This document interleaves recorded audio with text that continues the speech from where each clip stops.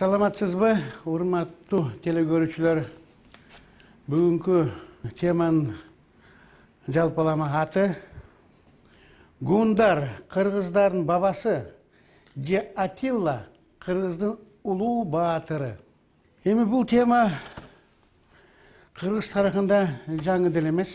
Бирок 2-3 жерде мен конференцияларда баяндама кылдым эле. Ошондо 5-6 киши тарыхчылар арасында каршы чыккан жок. Бул гундар биздин эч кандай бабабыз эмес. Эч кандай бизге тиешеси жок деп. Эми аларга башталганда эле мен жооп берип коеюн. Анткени алар жанагы история сабактарды жакшы көңүл бурбай койгон болуш керек. История, тарых программасында кыргыз мектебинде 6-класста жогорку окуу жайларда бул тема жазылып турат. Окуш керек деп. Гундар кыргыздардын бабасы деп. Эми кыргыздардын деле накта бабасы эмес, гундар бүт түрк элдеринин бабасы деп турат ал тема. Бүт түрк элдеринин бабасы десе, анда кыргыз деген эл, биздин элибиз, ал сөзсүз шексиз биз түркчө сүйлөгөн элбиз. Ошондой болсо, түркчө сүйлөгөн эл болсок, биз анда гундар биздин түздөн түз биздин бабабыз болуп чыгат. Ошондо айтса болот, гундар кыргыздардын да бабасы деп. Мисалы, мектепте окутат экен мынау учебно-методический рекомендация программага. Программанын негизи да ушул. Түзүлгөн педуниверситет Арабаевада түзүлгөн 2011 жылы орус тилинде түзүлүптүр. Бул жерде турат бир тема. Империя гуннов. Практика свидетельствует, что часть хунну, пришедших в Европу в IV-V веках, европейцы называли гуннами, являлись общим предком родственных тюркоязычных народов. Же, мана кыргыз тарыхы, кыскача энциклопедия, мектептер үчүн авторлары Урстанбеков, Чуроев, 1990 жылкы. Хундар, гундар, түрк элдерин байыркы ата теги. Биягында да кошумча турат. Батышка жылган түндүк хундардын айрым топтору Европага чейин журт которуп, жана өзүнө башка көчмөн урууларды сиңирип отуруп, жаңы гундар уруу бирикмесине айланган. Мектептин программасы окуш керек деген. Же Чоротегин Өмүрбеков, кыргыздардын жана Кыргызстандын тарыхы, 1997 жыл, 6-класстын окуу китеби. Турат бул жер жазылып. Түрктөрдүн тарыхый бабалары хуннулар, тили тектеш калктарыбыздын тарыхта белгилүү болгон орток бабалары хуннулар эле. Же ошол 6-класстын тарых китеби Чоротегин Өмүрбеков Марченко орусча. Хунны – исторические предки тюрков. Тюрков болса biz деле түрктөрбүз да. Общими предками народов, говорящих сейчас на родственных тюркских языках, были хунны. Одной из ветвей этого народа, поселившуюся в Европе в IV-V веках нашей эры, европейцы назвали гуннами. Бул китепте көрсөтүлүп атат дагы. Гунны в Дакии. Дакия деген жер ал бүгүнкү Румыния. Же ушул эле китепте дагы андан да кошумча айтылып атат. Кыргызские и хунские племена перемешались вместе и представляли один народ деп мына. Ошондой мааниде жазылып турат бул жерде. Же история Кыргызстана, Пласких, 6-класс. 6-класстын окуу китеби орусча. В первом тысячелетии до нашей эры на историческую арену в Центральной Азии вышел народ хунну, сложившийся из монголоидных аборигенов и европеоидных выходцев из Северного Китая. В Европе известных как гунны. В середине IV века гунны начали движение на запад и пришли в Европу.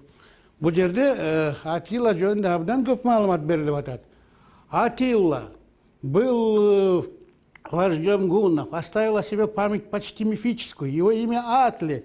Известно, что одного из сыновей Атилы звали Тенгиз или Чингис. Германизированная форма Деңгизих. Yazılıb тұрады бұл жерде. Гундар бүт elderlik, Türkçe söyleyen ellerinin babaları dep. Бұл мектептің программасы, жоғарғы оқу жайларының программасын көрелі. Мына история Отечества, Красный курс, история Кыргызстана. Авторлар Варапаева, Жунушалиев, Плоских. 2008 жыл жоғарғы оқу жайларға арналған кітап. Мир гуннов в 3 веке до нашей эры в степных и полупустынных районах от северных границ Китая до Байкала окреп тюркоязычный племенной союз гуннов. Хунно. В пределах державы гуннов начали свое развитие многие народы тюркского корня. В IV веке гунны достигли реки Дунай. Здесь они образовали центр сильного государства, границы которого простирались от Волги до Рейна. В V веке это государство возглавил могучий вождь Атилла. Правил 434-453 года, которому платила дань Римская империя. Осмонов жоғарғы оқу жайларға арналған жоғарғы оқу жайлардың программасына лайық түзілген оқу кітабы «История Кыргызстана» орысша екен. Бұл жерде тұрады «Хунны исторические предки тюрков» деп. Андан да тышқары Атилла, мына сүреті менен тұрады. Атилла, Адилхан, великий вождь гуннов в 433-453 годах.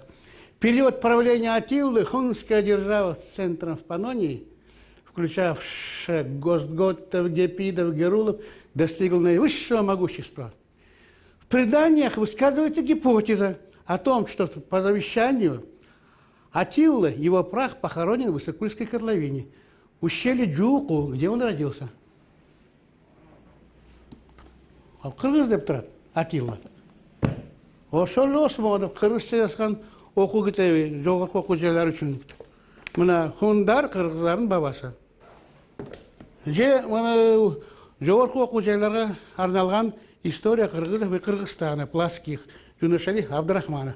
Бұлар кішкене башқаша беріп атады. Согласно новой гипотезе известного кыргызского ученого-лингвиста Бекбалаева, кыргызы в период великого переселения народов 2-5 века совместно с гуннами, кыпчаками и сабирами, возглавляемые Атиллой, участвовали в крушении Римской империи.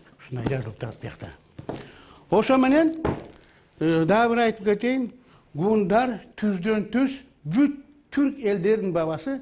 Biz Türk elbis kırgızlar, ошол үчүн биздин да бабабыз. Анын аягында мен далилдеп кетейин. Мен үчүн түздөн түз биздин бабабыз деп эсептейбиз. Анткени баарынан көбүрөөк гундардын таасири бизге тийген. Гётенин бир жакшы сөздөрү бар. Немисче ал мындай угулат. Die Vergangenheit ist die Heimat der Menschenseele. Адам жүрөгүнүн төркүнү өткөн мезгилдерде жайгашат. Кыргыздардын жүрөгүнүн төркүнү өткөн мезгилде жайгашканы бул 2200 жыл мурун. Аны биз баарыбыз билебиз. 2003 жылы Кыргыз мамлекеттүүлүктүн жылы деп жарыяланган. Азыр мына сыймыктанса деле болот. Мен өзүм абдан ага сыймыктанам. Анткени биз ушул өзүбүздүн тарыхый жолубузда биз 7 мамлекет түштүк. 7 мамлекет түштүк. Мына санап берейин кыскача эле. Биринчи мамлекет жана 2220 жыл мурун, эми андан азыраак көбүрөөк болуп калды. 2235 жыл, 40 жыл мурун жанагы түндүк Кытайда ошо жерлерде биздин мамлекетибиз бар болчу. Экинчи мамлекетибиз мына азыр далилдеп аткан 4-5 кылымда Европадагы Гун империя, Гун каганаты борбору Мажаристанда, Венгрия, бүгүнкү Венгрия ошол жерде жайгашкан. Үчүнчү мамлекетибиз баарыбызга бул маалым 6 кылым Энисайдагы кыргыздардын мамлекети. 4-чү мамлекетибиз 7-8 кылымда Энисай жана Алтайда Барсбек түзгөн мамлекет. Анда бизге баарыбызга бул маалым. 5-чү мамлекетибиз Түштүк Сибирде, Алтайда, ана Монголияда Кыргыз улуу бийлиги деген мамлекетибиз бар болчу, чоң мамлекетибиз бар болчу. 100 жыл турган мамлекетибиз бар болчу, андан да көбүрөөк. 6-чы мамлекетибиз баарыбыз билебиз, Кыргыз Совет Социалисттик Республикасы. Жакында эле биз ошол жерде дагы жашап калдык. Эми 7-чи мамлекетибиз азыр баарыбыз жашап атабыз. Бүгүнкү эгемендүү Кыргыз Республикасы. Эми биз кызыктарбыз Екінші мамлекетке, гун каганатына, гун империясына чыгыш Европада ошол жерде түзүлүптүр, ошол жерде болуптур. Борбору Мажарстанда, Венгрияда жайгашыптыр. Бул гун империя каганаты болгону, кыргыздар ошол жерге жүргөнү бул европалык жылнаамаларында жакшы берилет. Бирок Азиядагы тарыхый жазууларда ошол мезгилде кыргыздар жок деп баяндалат. Кыргыздар биякта жок болуп кетет. 5 кылымга такыр жок. Мына ошол эле Бернштам, бул улуу совет орус окумуштуу тарыхчы Бернштам жазып турат. После II века о кыргызах нет никаких сведений о исторических летописях в азиатских и в китайских источниках. До VII века. Ошол Бартольд деген немец окумуштуу. О судьбах кыргызского народа в первые 5 веков нашей эры нет, по-видимому, никаких сведений. Только они появляются, сведения о них появляются в VI веке, когда возникает кочевая империя турок-огузов. Батманов был тарыхчы эмес, тилчи, Юдахин менен ошо катарында Юдахин, Поливанов, Касым Тыныстанов, ошолордун катарында бир турат. Академик Россиядан келип бизге иштеген бул жерде биздин академиябызда. Бул кыргыздын тилин биринчи изилдеген ушул киши болчу. Юдахин экөө бир болуп. Юдахин сөздүктү изилдесе, бул фонетика менен грамматиканы изилдеп чыккан.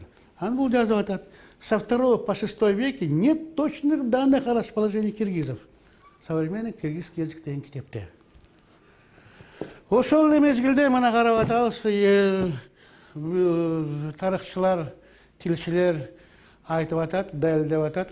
Эми маалымат кыргыздар жөнүндө жок. Азияда кыргыздар Европада чыгып атат. Мына Хоннен деген китеп, Герман Шрайбер, чоң гунолог деген гундардын проблемасынын үстүндө иштеген киши, илимий проблемасынын үстүндө иштеген кишинин аты гунолог. Гундар Европага келди. Или Флюстан, Зибенстромландтан, или деген дарыядан, анан Жети суудан келди. Балкаш жактан келди деп жазып атышат. Бул жазып атат. Анан бул киши дагы баяндап атат. Атиланын аты Адыл экен. Бүт гундар көпчүлүгү 90% түркчө сүйлөчү. Байыркы түркчө сүйлөчү. Тили байыркы түркчө болчу деп. 57-жылкы китеп. Же Иштван Бона, бул Маджар, Венгр, бул да чоң гунолог, бул өзүнүн китептеринде далилдеп атат. Мына негизги китеби ушул, Das Hurenreich дейт, Гунская империя. Ошо келгенде, ошо мезгилде келген көчмөн элдер, Европага келгендер, биз карап чыкканбыз, изилдегенбиз. Же кыргыз болуш керек, же монгол жакка тартыш керек. Бирок бүт баары карап чыксак, бул мына кыргызга тартат дейт. Кыргызга окшош дейт. Монголго окшош эмес, кыргызга окшош дейт. Глайчден киргизин дейт. А Баскаков, Николай Александрович Баскаков, Москва, 62-жыл, китеп «Введение в изучение тюркских языков» изилдеп чыгат. Түрк тилдердин баары гун тилдер дейт. Икке бөлүнөт дейт. Западно-гунские языки и восточно-гунские языки. Вот восточно-хунская или восточно-гунская ветвь тюркских языков, она состоит из многих разделов, но один из ведущих разделов ответвлений является киргизская кыпчакская группа языков, объединяющая древнекиргизских и два современных языка, киргизский и алтайский. Түздөн түз эле жазып атат. Түрктөр баары гундар деп. Илимпостор келген гундарды булар түркчө сүйлөчү, кыргыздар болушу ыктымал деп жазып атышат. Кыргыздарда баарыбыз билебиз, Адыл хан, Атилла хан, Санжарабызда бар, кийин бул айтылат, ал жөнүндө мен айтып кетем. Бирок биринчилерден бул проблемага биздин белгилүү жазуучубуз, чоң ойчулубуз Чыңгыз Айтматов гундар жөнүндө көп оюн билдирет. Мына китепте Аскадан калган аңчынын ыйы деген китепте гундарды изилдешибиз керек, бүт накта кайра билип чыгышыбыз керек. Гундар деген ким? Анткени бул биздин бабабыз деп бул Чыңгыз Айтматов жазып атат. Эки тилде жазган, кыргызчасын окуп берели. Аттила биздин тарыхый жекече ой санабыздын эки жолу биздин санабыздын Ренессансы менен кайра жаралат. Эдил Атила бабабызды дагы бир жолу мына таандык аффикс турат. Төл тарыхыбызга дагы бир таандык аффикс турат. Киргизип адабиятта кайталангыс Орошон образын жаратып, эли журту менен кайрадан жүздөштүрүшүбүз керек. Мына 6 жолу бир эле сүйлөмдө көрсөтүлүп атат. Биздин, биздики деп, Атила деген биздики. Биздики кимдики? Кыргыздардыкы. Биздин Даңазалуу агабыз, ойчул, философ Чыңгыз Айтматов муну көрсөтүп атат. Жазган жазууларым, китептерим бул бир эле кичинекей кадам биздин Даңазалуу агабыздын мына айтып кеткен осуятын аткарганга. Гундар биздин бабабыз. Аны биз дагы кайрадан изилдешибиз керек. 7 далилибиз бар бизде. 7 далил менен көрсөтөбүз. Гундар биздин бабабыз, Атила кыргыздардын улуу баатыры деген идеяга, ошого ойго 7 далилди келтиришибиз керек. Эми биринчи далил мына терскей жана күнгөй алиби, терскей же күнгөй деген сөздөрдү тырнакча кылалы. Бул мындай да Азияда ошол мезгилде 5 кылымда кыргыздар жок болуп кетти, Европада чыгып атат. Атила жөнүндө эми аларды предания, саги, легенды, мифы деп коет. Европада эмес, да кыргыздарда да көп калды андай жана уламыштар, санжаралар, гундар жөнүндө, Атила жөнүндө. Анда кийин айтып кетем. Бул да өзүнчө бир далил, үчүнчү далил. Төртүнчү далил дагы көрсөтүлөт биякта. Кыргыздын музыкасы, кыргыздын күү түзүлүшү европалык күү түзүлүшүнө окшош экен. Лат, такт жагынан. Биздин музыкабыз европалык музыкага биринчи иретте немистердин музыкасына окшош экен. Атайын диссертациялары бар. Ошону далилдеп беришти бизге. Бешинчи далил жанагы артефакттар жөнүндө. Артефакттар бул музейде турган буюмдар, музейде көрсөтүлгөн буюмдар. Эркекке тиешелүү согуш куралдар, аялдарга тиешелүү жазалба баалуу буюмдар, аны үйгө тиешелүү чөйчөктөр, кумгандар бизде турган, биздин музейде турган. Анан Европада турган, Мажарстанда музейде, көлдүн жанында гунология музейинде турган абдан окшош. Эки маска, алтын маска, бет чапкыч, абдан жогорку ак сөөк кайтып болгондо анын бетин алтын маска менен, алтын жана жапкыч менен жапчу экен. Ошондо биздин алтын жапкыч биякта Шамшыда табылган. Анан тетиги Европада табылган, Бома деген жерде, Мажарстанда абдан окшош. Бизден окшош. Аны тастыктап беришкен германдык эмелери, германдык археологдор келип биякта. Эмеси бар биздин музейде, документи бар анын. Европадагы Атила медали табылгандар, музейде тургандар. Бизде да Атила медали табылды, бирок Кыргыз Славян университетинде $3000 акчабыз жок болуп калды. Ошо Атила медалды сатып алганга. Сатып албай калдык. Бирок анын баарын изилдеп чыктык, карап чыктык. Бүт жанагы мындай айтканда жазуулары, описаниясы бар. Эмеси кандай эмнеден турат. Өкө тиги окшош экен. Биздин Атила медали итиякты Европада табылган Атила медали окшош экен. Ошондо жана Осмонов тарых жазгандай Атилла ханыбыз жууку Капчыгайдын эгинде ошо суу ошо жерде коюлгандыгына ишенсе болот экен деп ойлойм мен. Бул жерде 6-чы далилибиз бар. Тил окшоштугу. Немис тили гот тилинен пайда болгон тил. Биз болсо гундардан пайда болгон элбиз, биздин тилибиз гундун байыркы тили, бизге башкача кыргыз кыпчак тили. Ошондон пайда болду биздин тилибиз. Аны ошондо бүгүнкү кыргыз тили менен немис тилинде ортосунда абдан көп окшоштугу. Ал жөнүндө атайын бир лекция айтам мен. А мына биз орус калк менен бир жашап атабыз, 150 жыл жашап атабыз. Бирок тил окшоштугу абдан аз. Мына санап эле кирейин. Ирет это ряд орусча. Кемсел орустун камзол ана сөздү азыр пайдаланбай да калдык. Момпосуй конфета, момпаси аны да пайдаланбай калдык азыр. Тамеки орустун табак деген сөзү. Чиркөө, церковь, самовар, самовар, бөтөлкө, керебет. Башка сөз таба албай койдум, мен издеп таба албай койдум. Ашып кетсе бир 10го жетпейт биздин орустар менен 150 жыл бир жашайбыз. Бул эмне билдирет? Тилдер көп бири-бирине тыкыз болгон жок. Тарых жөнүндө абдан көп мындай макал лакаптар бар. афоризм деп коет. Тарих өзүн кайталайт, тарыхчылар бири-бирин кайталайт. Бүгүнкү лекциябыз соңуна чыкты. Окканыңызга чоң рахмат. Эмки жолу жолукканга чейин саламатта калыңыз.